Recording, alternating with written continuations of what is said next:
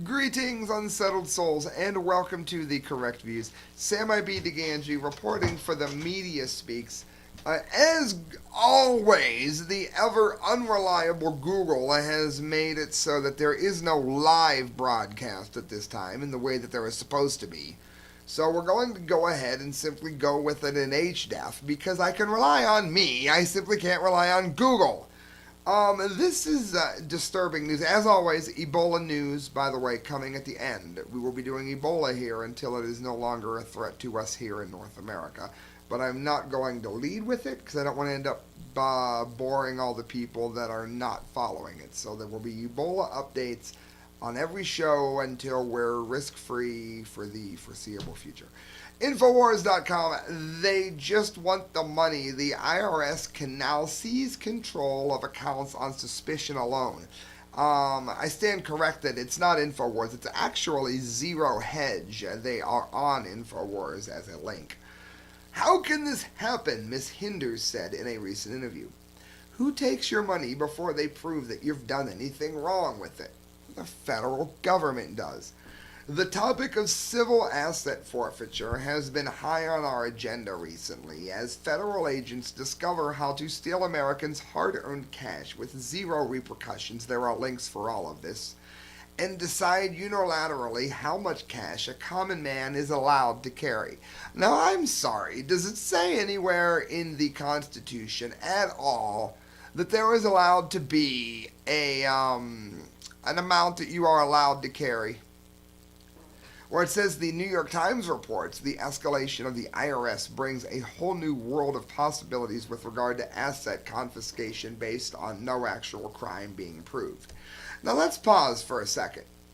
You might be saying to yourself, well, why would an average citizen carry this kind of money on them? Why? I mean, obviously, it's not such a bright idea. They must be involved in drugs or something. Okay. Let me tell you this. I do not sell drugs.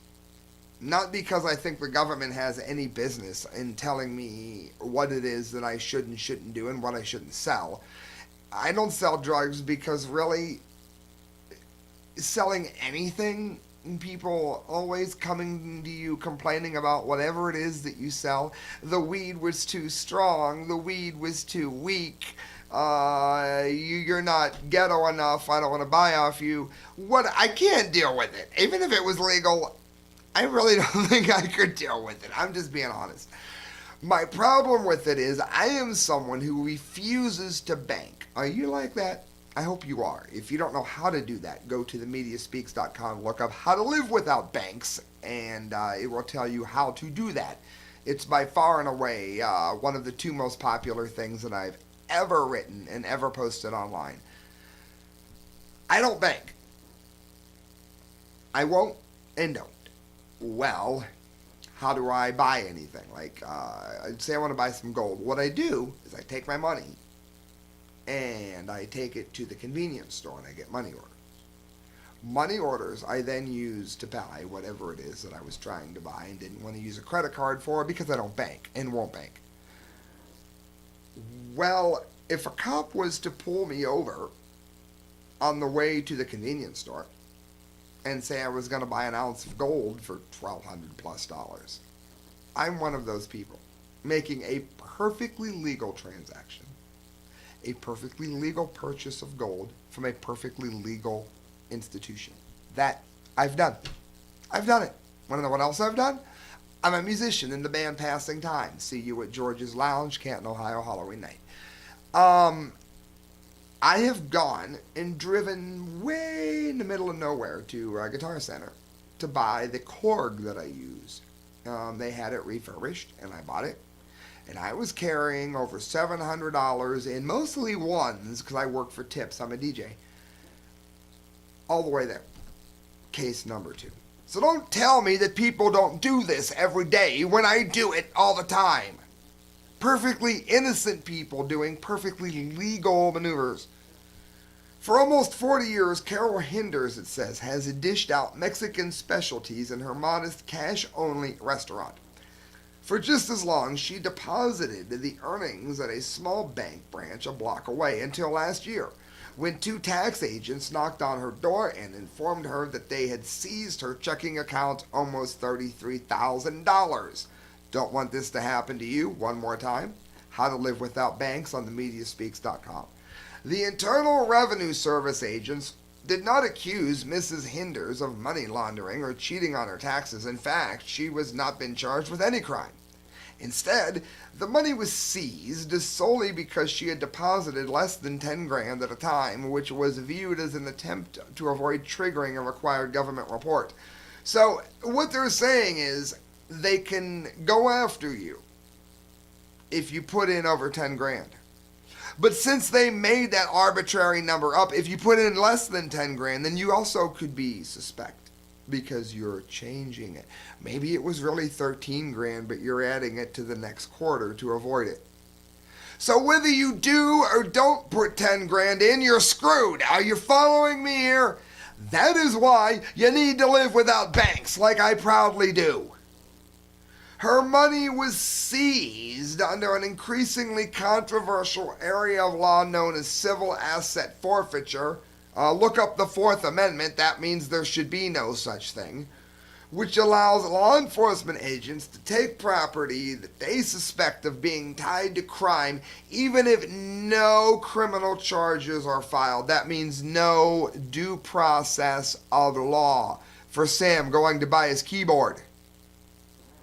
Law enforcement agencies get to keep a share of whatever is forfeited. So if I get pulled over and the cops take the money off me and I beat them with the said keyboard, I'm a criminal.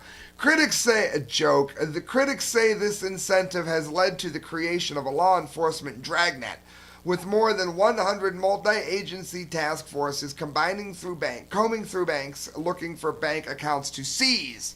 Still want to put your money in a bank? Using a law designed to catch drug traffickers, racketeers, and terrorists by tracking their cash, the government has gone after run-of-the-mill business owners and wage earners without so much as an allegation that they have committed any serious crimes. The government can take the money without ever filing a criminal complaint, and the owners are left to prove their innocence. Many just give up. They lose their money. Sam doesn't get his keyboard, to follow the analogy. They're going after people who are really not criminals, said David Smith, a former federal prosecutor who is now a forfeiture expert and lawyer in Virginia. They're middle-class citizens who have never had any trouble with the law. On Thursday, in response to questions from the New York Times, the IRS announced that it would curtail the practice, focusing instead on cases where the money is believed to have been acquired illegally or seizure is deemed justified by exceptional circumstances. So basically, if you put 10 grand in the bank, then you have to claim it as if you did something wrong. And if you don't put 10 grand in, they might decide that you could have put 10 grand in and nail you anyway. That's why I don't and won't bank. You think it's rare? You think it's just one story? Oh, Sam, you don't give any sources. The hell I don't. Liberty, Blitzkrieg, Michael Krieger. Common people do not carry this much U.S. currency. This is how police justify stealing American citizens' money. Police confiscating Americans' hard-earned cash as well as a wide variety of other valuables without an arrest or conviction is a disturbing and growing practice throughout these United States. It says, since cops get to keep the seized funds and use the money on pretty much anything that they want, the practice is becoming endemic in certain parts of the nation. The theft is referred to, once again, as civil forfeiture or civil asset forfeiture. Incredibly, under civilian forfeiture laws, your property is incredibly guilty until you prove it innocent. Doesn't that seem a little backwards to you, or are you so busy listening to talentless people like Beyonce that you're not paying attention anymore? The extent of the problem came to my attention, it says, last summer after reading an excellent article by Sarah Stillman in The New Yorker. The article struck such a chord with me, I penned a most highlighting it and addressing the issue titled Why You Should Never Ever Drive Through Tenaha, Texas. We covered that on the show. That article ended up being one of my most popular posts of 2013, and it should have been. Fast forward a year, and many mainstream publications have also jumped on the topic. Most notably, the Washington Post published an excellent article last month titled Stop and Seize, which I strongly suggest reading if you haven't already. Fortunately for us, the issue is all caught the eye and the always hilarious John Oliver of Last Week Tonight. Never heard of it, but whatever. The following clip from the show is brilliant. Not only is it hilarious, but it will hopefully educate a wider audience about the insidious practice so that it can be stopped once and for all. Basically, a cop says that common people do not carry this much U.S. currency. So it's somehow up to the cop to decide whether or not you have a Fourth Amendment right. If you're angry about that, then good. Share this video. Let other people know that it's going on. That's why I am out here. Friends, I got a couple stories here that are really interesting before we get into the Ebola and the dumbdees of the day, one of which is not Ebola related. I got too many stories on the science information. For those of you that don't know, once a week at themediaspeaks.com, Saturday, 2 p.m. Eastern Standard Time, I go on air and I have a segment on there called News from the Science Front. Well, I've gotten so many science stories that I can't get to there, even doing two at a time, that I'm going to go ahead and do two of them here. And I think a lot of you are going to find it interesting, so don't zone out, because I think most people, for instance, love or know someone who has Alzheimer's or dementia. Well, we already know that coconut oil can help its symptoms. It cannot cure the disease. People that say that it cures it are overstating the case. Well, we've got some new news here. New insight. Alzheimer's disease, a link to pineal gland calcification from fluoride. So let's pretend that fluoride really does help your teeth the way that it says that it does, which we know that it does not.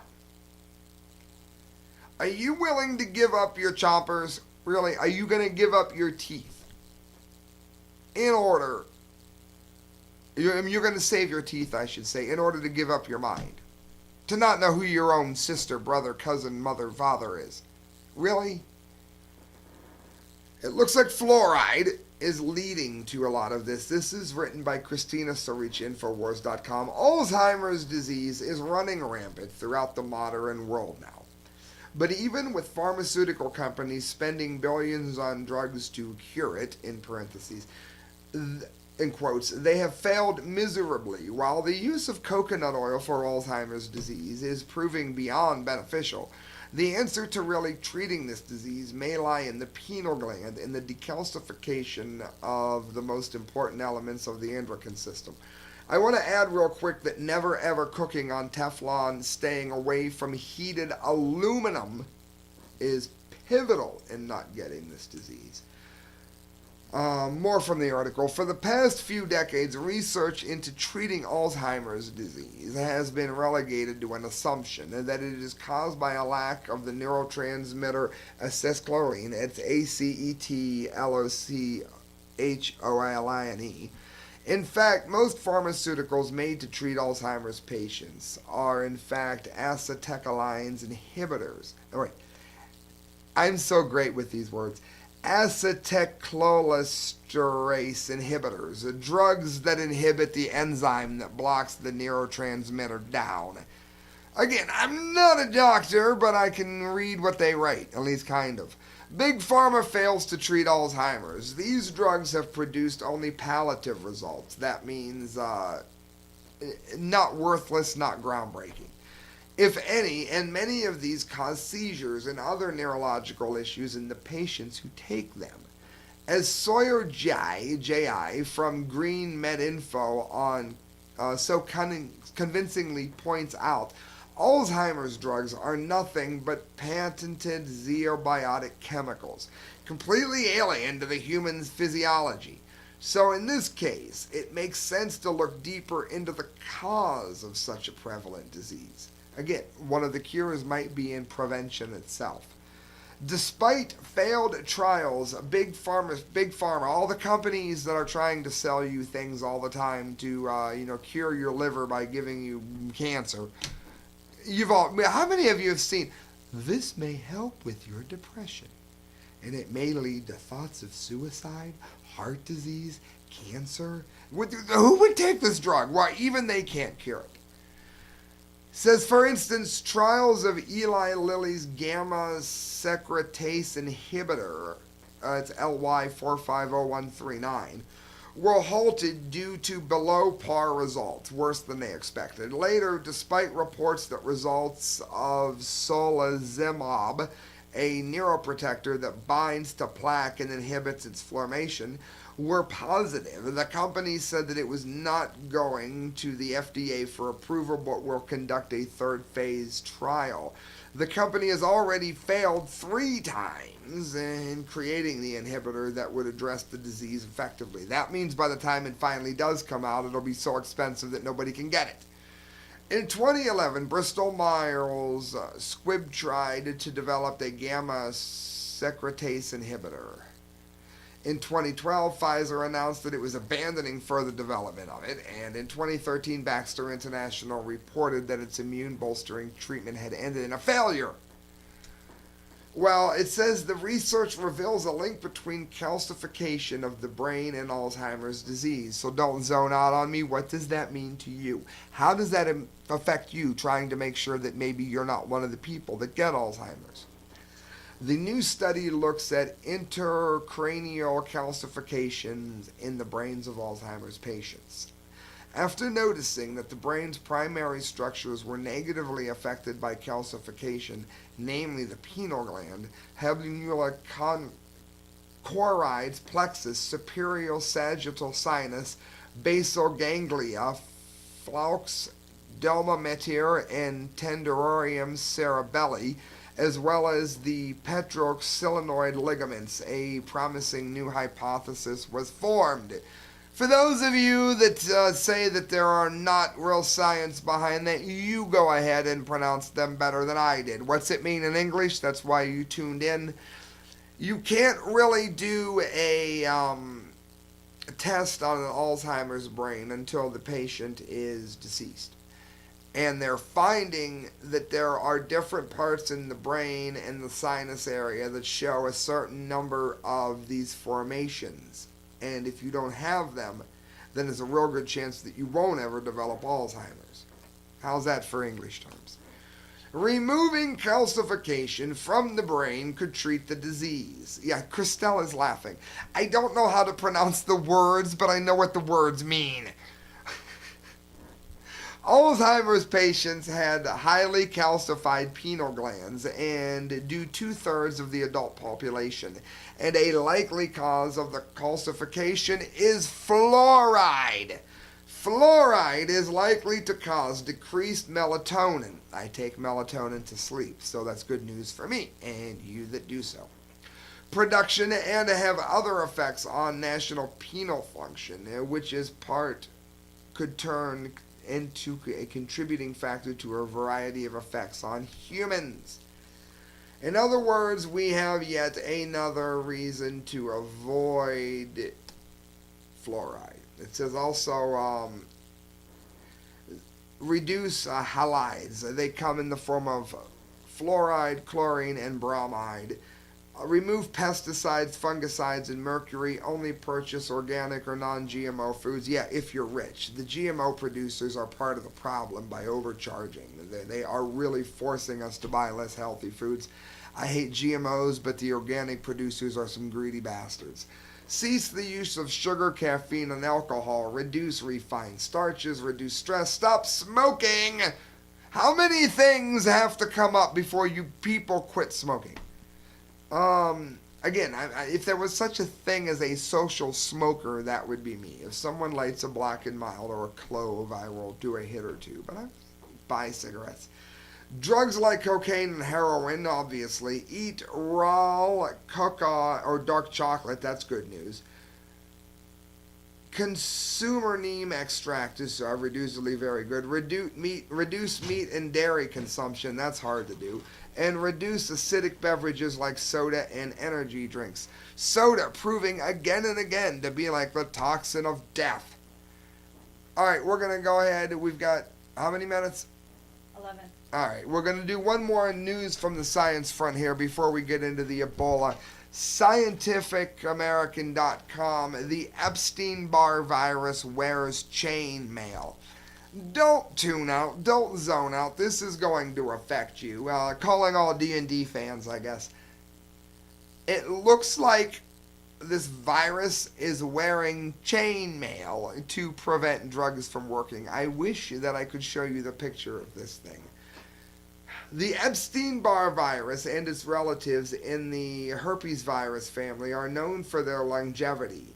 They persist in host tissues for years, causing diseases like mononucleosis, the kissing disease, Kaposi's sarcoma, and herpes, we all know what that is, and are notoriously difficult to kill. University of Cali, Los Angeles biophysicist Zhiheng Zhao thinks the secret to the herpes virus's resilience may be the layer of microscopic chainmail. You can't make this stuff up, friends. Zhao and his colleagues examined the outer shells, or capsids, of the primate herpes virus under an electron microscope and saw a pattern of interlocking protein rings. These rings form a mesh that can withstand intense pressures and explain why the herpes viruses can maintain decades-long infections. In the study, there's a link here for it at Scientific American, published October 7, issued of Structure, marks the first time anyone has been able to bring the herpes virus structure into focus literally. In other words, one of the reasons that it is so prevalent in our society isn't just sexual promiscuity, but it also has to do with the nightmare that is the way it's set up. Viruses are resistant to drugs for these reasons. So hopefully we'll find drugs that are able to defeat the defense. But you have to wonder at the end of the day if maybe the virus is so strong that the drugs that kill it are going to end up hurting us, you, me. Well, I don't have herpes, but you get the point. Friends, you're listening to The Correct Views. Do me a favor. Go to the Arcadia Grill, because if you happen to go down there, you're going to find some of the best food that you have ever eaten. And you're going to be enjoying it quickly. They've got some of the best ravioli I've ever eaten.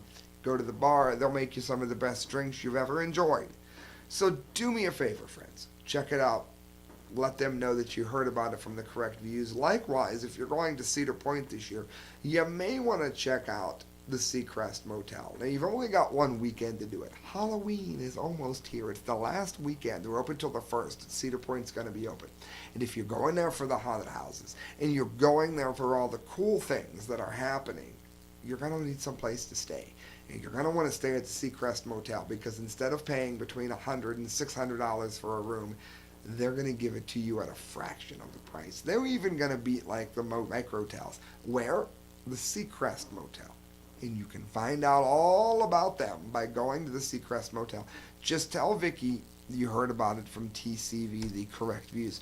All right, guys, that brings us into the Ebola update. For those of you that tuned in for it, it looks like it's going to be a 2-part show. Just go ahead and click on the part 2 of this, and you will get your whole Ebola update. Also, don't tune out, because it's brought to you by Neopa Radio. Neopa Radio putting the correct views into syndication. Ebola can survive on surfaces for almost 2 months. Tests reveal certain strains can survive for weeks when stored at low temperatures. This is absolutely horrible news. But it's news that you need to know, especially if you're somebody watching this who might be a doctor or a nurse or a healthcare specialist that obviously, according to our own government, has not trained you properly. The number of confirmed Ebola cases passed the 10,000 mark over the weekend despite efforts to curb its spread. And while the disease typically dies on surfaces within hours, research has discovered it can survive for more than 7 weeks under certain conditions. During tests, the UK's Defence Science and Technology Laboratory found that the Zaire strain will live on samples stored on glass at low temperatures for as long as 50 days. So much for Obama saying you can't catch it on a bus. The tests were literally carried out by researchers from DSTL before the current outbreak in 2010.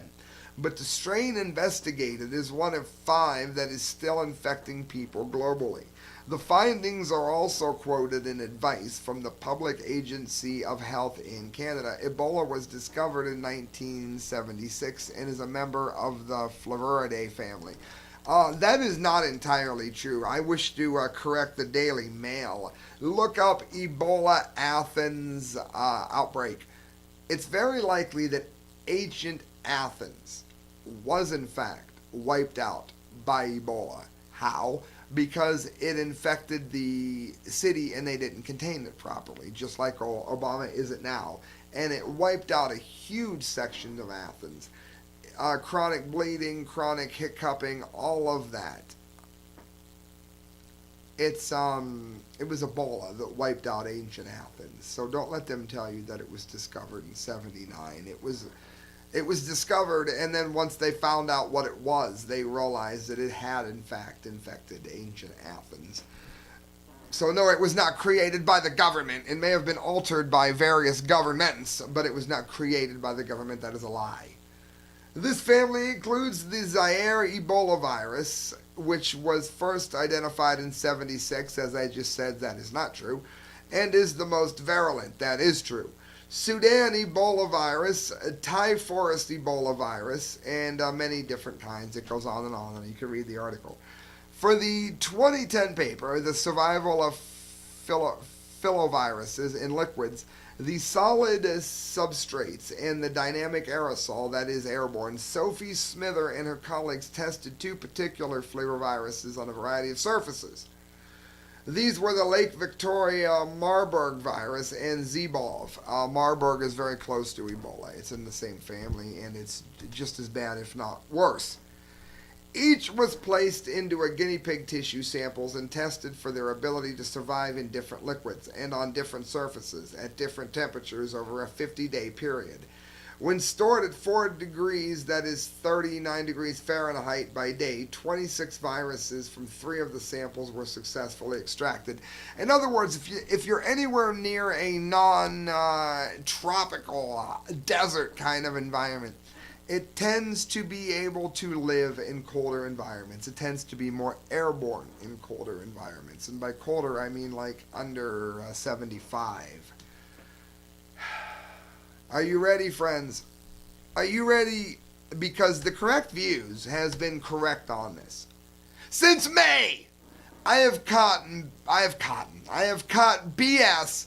I have had idiots calling me out, and you know what? You boneheads are wrong, and I was right. CDC finally admits that Ebola can float through the air 3 feet.